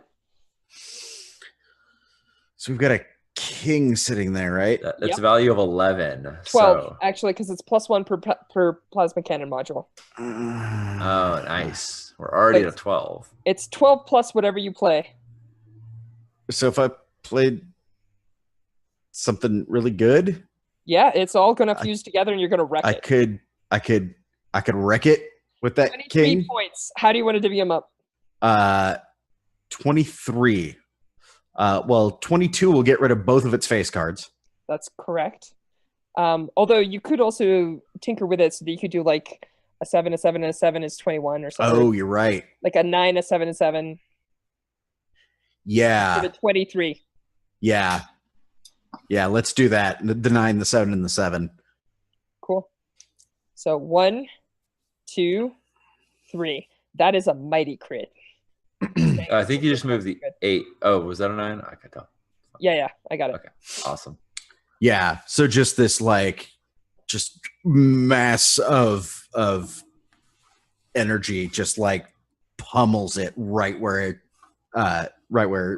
Cypher's data indicates, and it I think it just vaporizes a bunch of its hull, skin, body, whatever it happens to be. Yeah. I think it exposes that core that we're going after. We're like, let's go. Like we see the blue energy like sparking out of it, and like its main core system is visible. Exposed, actually, yeah. Like a lot of it's gone. So it gives a roar, and it's gonna basically like try and fuse like what fire it can at all of you, because everyone's taking an action.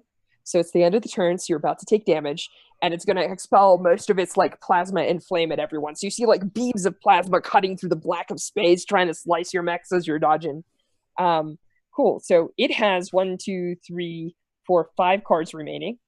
Are you folks spending stress? I will go ahead and burn 2 stress. All right. And it's going to account for both of its face cards. Yep. As like it starts spewing plasma at us, and I'm just like, hold on tight, and like curl the whole thing up into as tight a ball as I can, and just use the momentum from that massive blast to let it hurl us backwards, kind of in a spin, to keep out of range. I definitely want the scene where we're both in there looking at each other, going, right? It's just like hammering us with flames, and you're like, hold on tight, and we're all pilled up. We'll make it. We see like the meters like heat rising, then it like turns red. And we're all totally drenched in sweat right now. There's red lights on you for no reason. Awesome. So that's 2 stress. Anyone else spending stress? I'll take 2. Awesome. Describe how you are getting away from all of this fire and magma chaos that's everywhere. I think that simultaneously, because like we've got a hold of it and we've been spinning it around. So I think I pull the legs of the mech up underneath it and drive them up against the side of the thing. At the same time, I ignite the jump jets to just drive us away from it. Awesome. That sounds perfect. There's only 1 card on the table. Are we going to play Flip the Shields, or is somebody else going to take a shot? Well, I had a question. Tell me again how jump jets work as defensive. So jump jets 1, or jump jets base, which is what you have, is one of the people on the mech with the jump jets discard a card, and if they discard a terrible card, then the jump jets blow. They'll save you, but they're done. If you discard a card that is the value of the card +2, jump jets count for +2 to the card that you're playing. So comparing those two, if they're equal or better, the jump jets don't blow and you can use them again. Nice. I was just saying, Jason, if you have I guess in this case, a 7, you described using the jump jets. If you wanted to actually use them, you could get rid of that 9. Otherwise, I'm more than happy to spend stress as well. I just like using toys. Unfortunately, I can't do that because So Sean, do you trust your shields? Of course I trust my shields. Like these shields were designed specifically with the Behemoth's sort of magma frequency in mind. Like these are heat shields from Mars. Yeah, they're totally gonna hold up. No problem. And I'm looking at those heat readings just going, this is a terrible idea. This is awful. All right, so this is Atlas 1, correct? Atlas 1. All right, here we go. I get to see a card. Is it a 9 or better? The answer is no. The shields save you, but they fail. Nice. So I'm going to mark your shields as being damaged. They go offline, and exactly as the survivor predicted, it's a terrible idea. Bloody terrible. For You're no fine. reason at all. Everything so far has been like in the air, like moving stuff around, but, like for like no reason at all. Cypher like punches the console in front of her, frustrated when like the systems start, airing out and going down. What, do you want to break something else? Awesome. So again, 2 crits were placed on it this round. It's going to draw no cards. It's not going to advance. Top of the round. So I have a question. Last time, we had a debate whether to attack or to recover. We decided to attack. Whiskey Tempest then came in to attack as well. You did that because if you hadn't, we would have Medusa Earthquake would have taken all the damage. Is that your reasoning? Or okay. So we drew you in, but yeah, we were. Well, I mean, and the narratively speaking, like we did pull back and we used our plasma cannon. Like we were like getting some distance, and then we're like, damn it.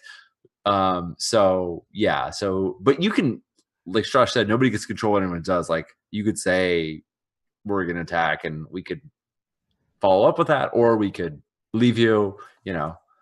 Basically, you decided to attack, and they decided, hey, if those your move was fine, but like if those idiots want to charge down its throat, then we're a team. I guess we have to do it too. So yeah. Can't leave them to die. Exactly.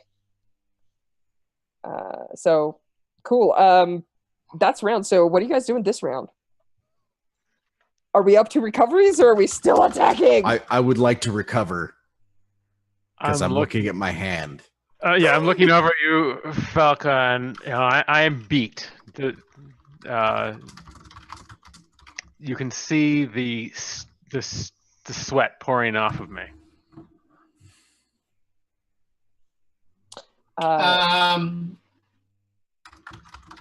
I think that Falco would look look over, realize that we're pretty much at the limit of what we can do, and he foolhardy he is not with other people anyway. So yeah, I would be down with the recovery. All right, cool. So I am hearing all recoveries for everyone. Is that correct? I think so. All right, cool. So the recovery mechanic is pretty simple. It compromises of one required thing, which is everybody draw a card from your respective atlas. And then we're going to go in order, and I'll tell you what the first optional mechanic is. All right, so here is an optional mechanic. You ready? When you recover, you may also resolve a trait. So the way that trait resolution works is you remember that Chekhov's gun that we set on the shelf and we said, this is a thing that's important to my character? Well, you're going to flash back to that moment, you're going to play out that scene, and you're either going to put it behind you forever and draw strength from that, or you're going to use it to fuel yourself with like rage and strength and get back into the fight. And it lets you draw 3 more cards. So would anyone like to resolve a trait? Everybody's like, me. All right, it's cool. So let's just go in order. Sean, tell us what trait you're resolving. All right. I am resolving the trait that reads so many things on my character sheet. Or so many things on my screen right now. The Alpha Outpost sinking into a sea of melting red earth. And what we see is, because we're letting it get closer. I know technically it doesn't advance till the end of the round, but we're all backing off. And so it's going to get into the near range. And in the near range, or in this in-between, we've got the space station. We've got all these like orbiting platforms where supplies are held and whatnot. So there's all these little smaller sort of platforms. And as we back off from it, we see it land on one of those things, and the heat from it just melt one of these like orbiting supply platforms that we have. And we just like see it just like, we see it, we kind of flash back to her watching, and we saw the station, the Alpha Outpost melting, and when we zoom back, we see there's these like flaming behemoths just like catching the earth, like melting the earth around them, and like it's doing that same thing, and it's melting a part of the station. So she is. So are you like, no, not again? Exactly. I'm like, right. We won't lose. This is our last outpost. We won't lose it.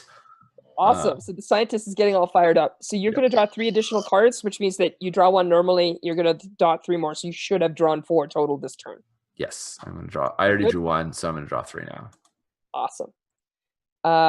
Harry, you're next. Do you want to resolve your trait? Let me ask, if you resolve it, you draw 1 more card and... You draw 3 more cards. Okay. You draw 1 card for recovery, and then if you resolve a trait, you draw 3 additional. So you would draw 4 total. So what we just saw Sean do was resolve. Correct. Mhm. What's the other option? Nothing. You just let your trait sit and do it later. But when you resolve it, you can decide either to like double down on it or to discard it. So you can resolve it in 2 different ways. So, like, And I sort of double down. Like this is my big idea. So let's say that you had. So I know that your shot, the shot that we saw in your mind, was school bullies, right? Mhm. But I'm going to do a different scene just so that I describe it. So like if you had an overbearing parent, you could either use it as a source of strength where you're like, I'm going to make you proud of me. Or you could resolve it by saying, you know what? You always called me worthless, but right now I am the hope of humanity and I will not fall. Boom. That's like putting it behind you. Now you're not going to talk about your parent issues and you're going to charge forward, right? Right. So Okay, so it's just a matter of whether you cross that trait off your sheet or not. you always cross the trade off, but it's just how you cross Just it off. narratively. Okay. Yeah. All right. Well, you know, the thing that Omega's going through, all these tentacles coming at us relentlessly from all sides, flames everywhere. You know, the cockpit blacks out and then flashes back on. It flashes back to these kids incessantly pounding on him, kicking him, throwing stuff at him, insulting him, and it just drives him mad with anger and resolve to take this thing out. Awesome. So you get to draw your 4 cards total. Hopefully that'll help you out. Yeah. Mr. Hayworth, I believe you're next up. And yep. I'm sorry for repeatedly calling you Mr. Hayworth. No, it's fine. I'll forgive you this time. Got it. And next time and the time after that, we're good. We're fine. So we've just lost our shields, and there's like alarms going off inside the cockpit, which all kind of fade into like a crackling white noise, and then that white noise resolves into the sound of a simmering pot. And as the camera pulls back to see or to show Ethan pulling, like popping the lid off to check to see that the food's ready, and then klaxons going off, and a woman's voice saying, "We have to go now, Dad." And I turn, and it's Ethan's daughter in the uniform that had been passed to Cypher. That was Sunburn? Was your daughter? Sunburn. It was my daughter and my co-pilot. Oh, there's going to be some good downtime scenes. Go on. Yeah. And like as she's running out the door, like he just takes a big spoonful and shoves it in his face. And then it jump cuts back, and it's Ethan looking over at Cypher in the uniform with burn marks all over it. And yeah, he's just like, well, I guess you're still here with me. And like, not to anybody else, because I've got like 4 of my 5 stress boxes filled up, so he's not all the way there. But yeah, now he's like, all right, I lost you once, but we're doing this together now, even though it's not really you. Right. That's awesome. Right. It's just That's the person in the suit. Yep. I love it. Great Yeah. scene. Jason, are you resolving a trait? Yes, I am. Tell us about it. So I think we have this kind of profile view of Palka as he's looking on the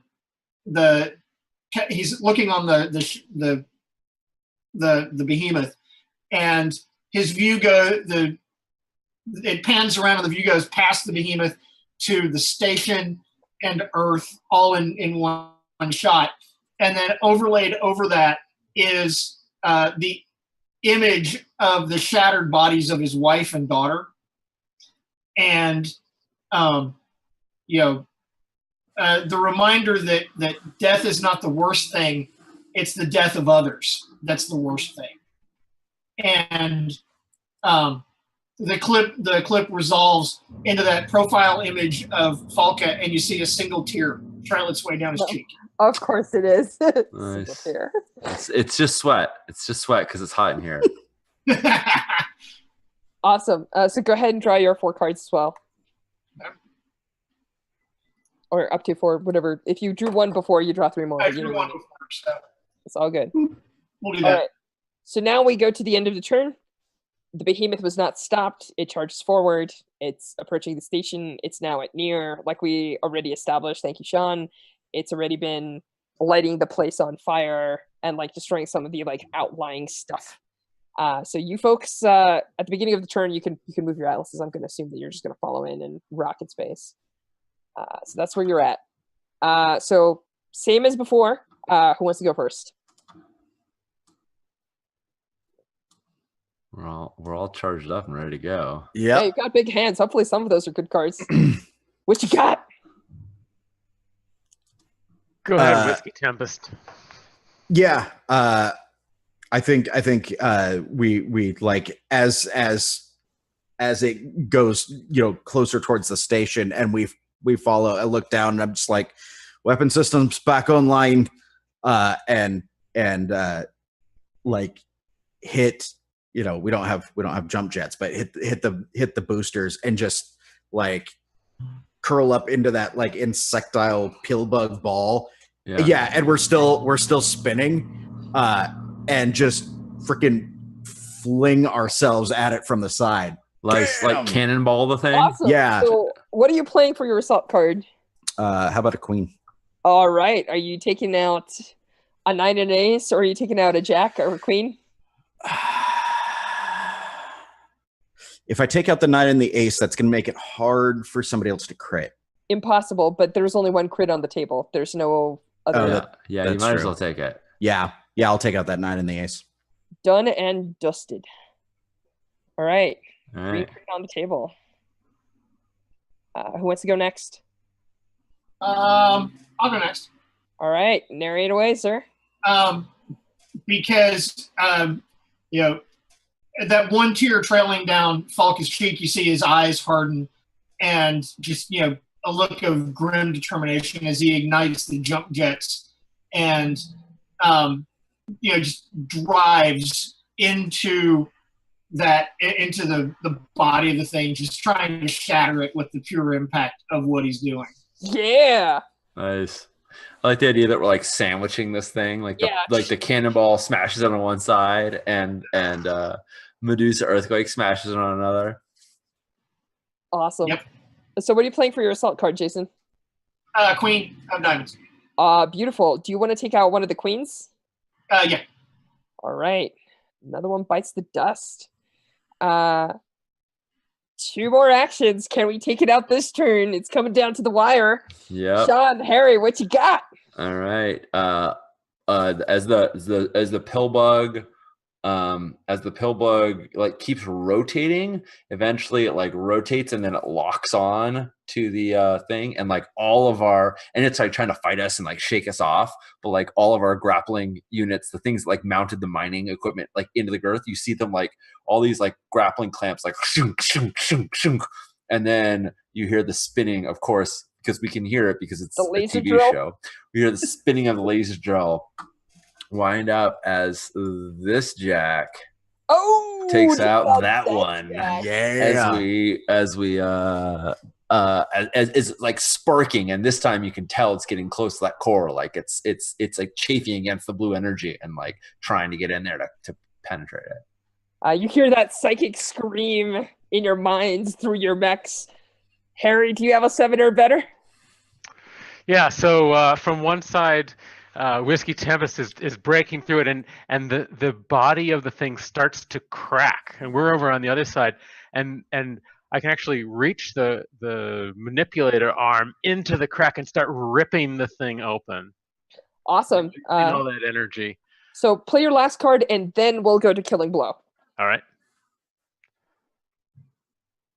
Played it. You played a queen. Yep. Saw that 7, no problem. That makes me really interested to see what's going to happen. So last card, Killing Blows. You can drop any card that's 7 or higher and attempt to get a Killing Blow on this thing. Right.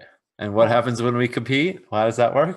So this is actually rank, which means that queens are better than jacks and kings are better than queens. Otherwise, it goes by value. And if it's the same card, if you have like a king and a king, you go by the number of pointy bits. So a heart only has 1 pointy bit. A spade has a pointy bit up top and 2 on the little like bottoms. So like you just compare pointy bits. Whoever has more pointy bits wins. So King of Diamonds is the best card. Nice. Unless you're an ace pilot, in which case the hotshot wins with an ace. Got it. Should we drag them out face down and then flip, or should we? Yeah, let's do that for funsies. Everybody, drag your card to the table face down, and then on 3 we'll flip. All right. All right. Mine's It's there. shift to drag, right? Shift to drag. Yep. Okay. I'm Good. seeing 3. Is That anybody? Is there a 4th one coming down, or are you? Oh, there's a 4th. All right, on 3. 1, 2, 3. Flip them over. I see a jack. I see a king. Oh, Oh, you played the King of Spades. I did. Sean, tell us how you finish it off. Like after it's all been ripped apart and its core's been exposed, how do you finish it off? So there's 2 little bits that like the audience will notice. One is in your flashback of your daughter saying we've got to go. That was the same thing that Cypher said when she was running out and when the klaxons were going off, and she's like, "Come on, we got to go." nice. And 2, in that time when you thought you were muttering, when you were like, these are the little tiny edits they do in post. When you were like muttering, like, we're gonna do this together, and you thought like you were muttering to yourself. From your perspective, it was from your perspective, Cypher's back of her head was to you. You couldn't see what her expression is. You didn't think she heard you, but like it replays that now from facing on from her perspective, and you said we're gonna do this together, and she like just ever so slightly like nods, and she looks at you and she's like, "I'll prove that I'm worth it, that I'm worth this suit," and she like tightens it down, and that's when the drill hits the core, and she's like, "Hold on!" and the core just explodes as the drill pierces it. Awesome. Yes. That's the end of the engagement. Looking at the time, this means that we're coming up on our next break. So we're going to do the world questions and the downtimes afterwards. We're probably going to call it for the evening.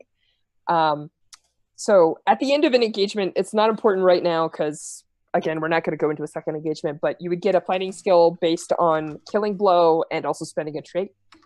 So anybody who spent a trait would get their trait, and whoever landed the Killing Blow would get 1 additional one, and we would check to see if you got any extra powers. But again, since we're probably not going to go into a second engagement, we could look at that during our downtime. So, all right, all you viewers, I hope you hang with us. This was the action adventure portion of the evening, and now you're going to see some truly painful, heartfelt feels during the downtime scenes. So hopefully you'll stick around with us, and cut to commercial. Turn it off.